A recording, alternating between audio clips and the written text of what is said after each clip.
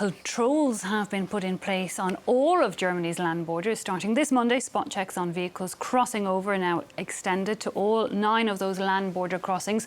The coalition government of Olaf Scholz saying it is taking more control over migration and asylum seekers. Critics question what the move means for the EU's free travel. It does come after local elections in Germany saw a sharp rise in support for the anti-immigration AfD party. Well, to take a closer look, we can speak now to Jacob Ross, Research Fellow at the German Council on Foreign Relations. Mr. Ross, let me start by asking you, as far as you see it, why are these controls being put in place right now? Well, as you suggested, there's a lot of electoral reasoning going on in Germany right now. There's political infighting in the government coalition after they took 2 fairly big losses in regional elections 2 weeks ago. There's another regional election, an important one upcoming, where the far-right AfD party is leading the polls once again. And so the governing coalition and Chancellor Scholz's SPD, Social Democrat Party, are very keen to show that they control the problem, that immigration is seen as at the moment with regards to interior security. A second point being that on a lower level in the cities, many mayors and regional politicians are actually saying that the German capacity to take in refugees and asylum seekers is getting to an end. There's no more space for people to live in. Schools and hospitals are struggling to cope with the influx. And so that's the situation we are facing today. So if the Social Democrats, if you like, are leaning into maybe the campaign pledges of the AfD, which we've seen in other countries in the EU, leaning more towards those right-wing parties, give us your analysis on that. Do you think that could help or hinder that coalition government?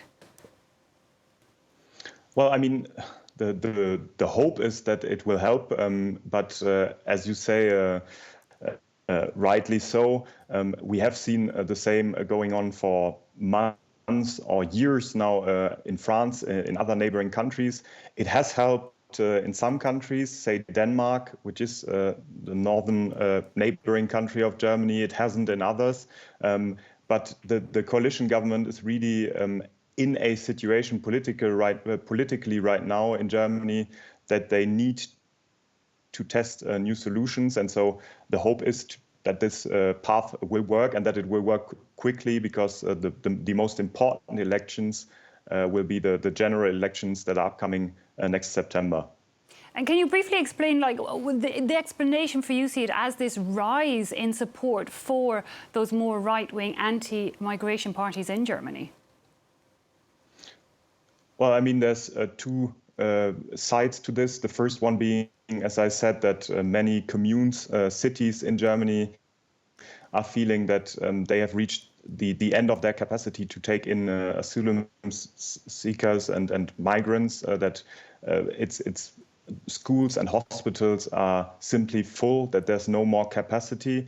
And the other point, which has become more important these past weeks, is fear of incidents of terrorist attacks linked to asylum seekers and refugees. You had the attacks in Solingen at the end of August, where 3 people were left dead by an asylum seeker from Syria.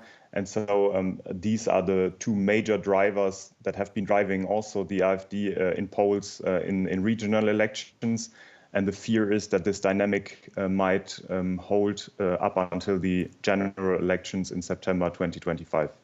Now, these controls have been put in place to start with, at least for 6 months. Where do you think this leaves the EU policy of freedom of movement? Well, once again, the fear is palpable both in Berlin by people opposing these measures, but also in Brussels. I think that this will generalize throughout the European Union. There have been several member states who have installed border controls in the past, but for limited time frame, say Germany on its southern border with Austria has had these kinds of controls since 2015. There have been also controls on the eastern borders to Poland, the Czech Republic, and also Switzerland since October 2023.